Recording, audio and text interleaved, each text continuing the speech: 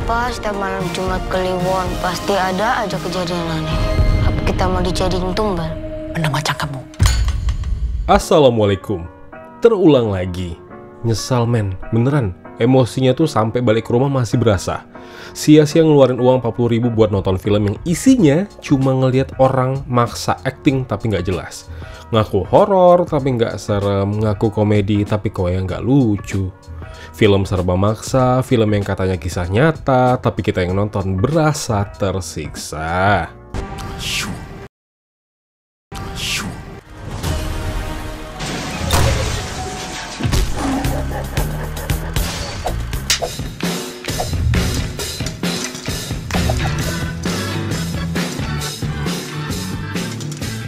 Tumben bang, nggak pakai bridging sarkas kayak biasa. Ih, nggak bisa wak kali ini, serius. Aku lagi sakit gigi loh. Kalau yang kemarin-kemarin emang udah sadari awal filmnya ya emang bakal rusuh sih. Nah ini kena prank sama trailernya yang wah menarik sekali pada saat ditonton. Wah scoringnya ala-ala Stranger Things nih. Wah bakal beda nih. Wah saingan agak lain nih, komedi horor kan katanya. Tapi hasilnya wah cukup sekali ini aja ya Dodit. Next time jangan lagi ya bang ya.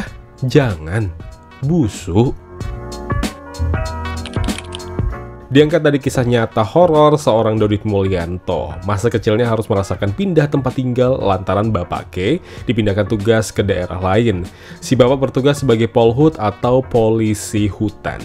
Nah, rumah dinas yang mereka tempati sejak awal sudah terasa berbeda auranya. Pasalnya, sejarah tanah dan rumah itu cukup kelam. Ada hubungannya dengan kematian para pencuri kayu hutan dan seorang wanita misterius yang dikenal dengan nama sapaan Mimin.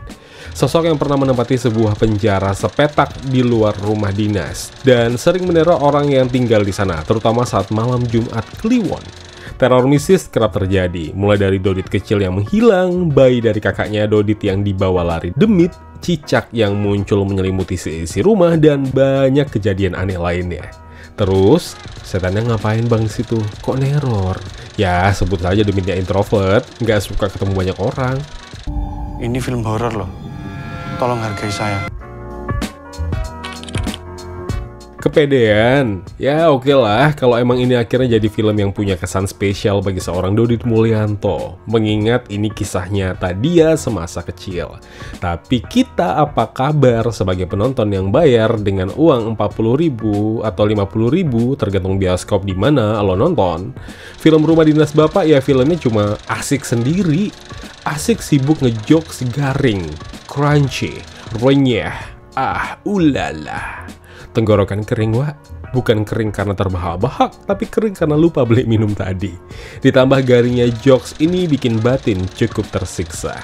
Ada 3 aktor yang dipercaya bisa mengantarkan komedi yang seharusnya bisa dinikmati penontonnya.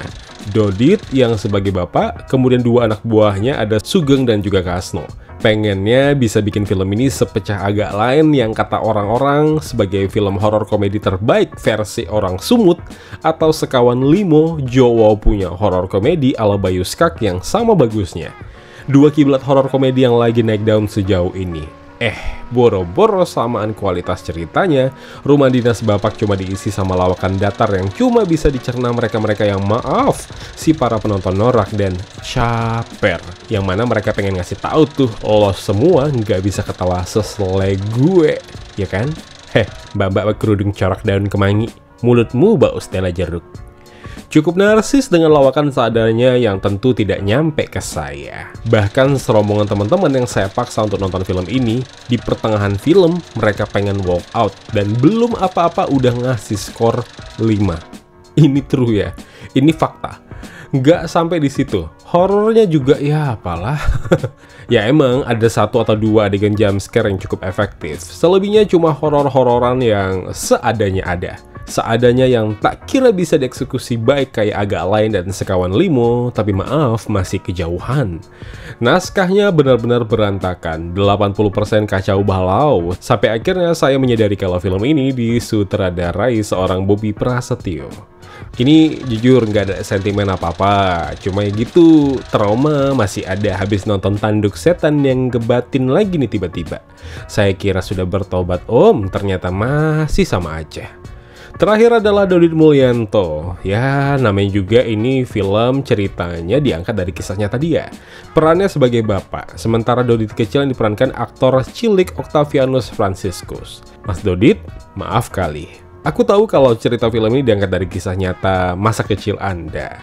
Cuma pengen bilang, kalau dirasa agak berat, ya serahkan sajalah sama aktor lain yang lebih ekspresif. Ya dikata bapak lo mungkin emang pembawaan orangnya flat bang aslinya, tapi yang nggak juga pelangap-pelongong kayak orang bego. Ini mohon maaf ya, kita ngomongin film. Udah jangan lagi ya, narsis boleh, bikin kesal orang jangan. Kalau nggak karena Putri Ayudhya sama Yasamin Jasem dan juga dua anak buahnya itu yang sebenarnya harusnya bisa oke lagi sih. Walau ya masih lebih baik lah daripada karakter bapak atau Dodit kecil yang maaf nak terlalu dewasa untuk anak sekecil itu. Aduh, kalau nggak karena mereka, film ini makin hancur sih. Ya, mereka bukan si paling menolong kali, tapi paling nggak cukup ngebantu lah. Kalau juga bukan karena garapan visualnya dan scoring desainnya yang cakep, ini film bener-bener blesek sampai nggak ketolong.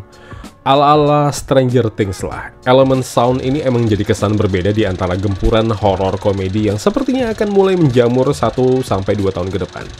Rumah Dinas Bapak ini sebenarnya kalau digarap serius aja, ya dibikin penyesuaian lah kalau emang niatnya mau cari untung dari penjualan tiket yang banyak. Saya tuh bakal meragukan loh komen-komenan di Letterboxd yang ya sepertinya cuma para buzzer titipan karena ulasan mereka bahkan duluan nongol di saat filmnya baru rilis per siang kemarin pas aku tonton. Sungguh ajaib bukan? Ya, tapi kalau aku salah ya maaf ya, namanya juga soal selera. Aku tidak menyalahkan selera Anda saudara-saudara, palingan ya gitulah. Jadi gimana bang? Filmnya like ditonton? Tidak buatku, mungkin buatmu ya, kita beda. Pipisnya aja yang sama, harus dituing-tuing dulu biar kandas airnya. Kalian pulang dulu aja. Nanti kalau ada apa-apa, baru tak. Mari pak. Ya silahkan ramaikanlah kalau ini selera kalian. Share video ini kalau penting, like kalau suka, komen ulasan pribadi kalian semuanya, atau sebatas diskusi, atau mungkin perang argumen di kolom komentar. Sok atuh silahkan saja. Subscribe channel Kawan Review biar bisa tembus ya 100.000 subscribers tahun ini. Amin ya Allah, amin. Zen pamit undur diri. Wassalamualaikum.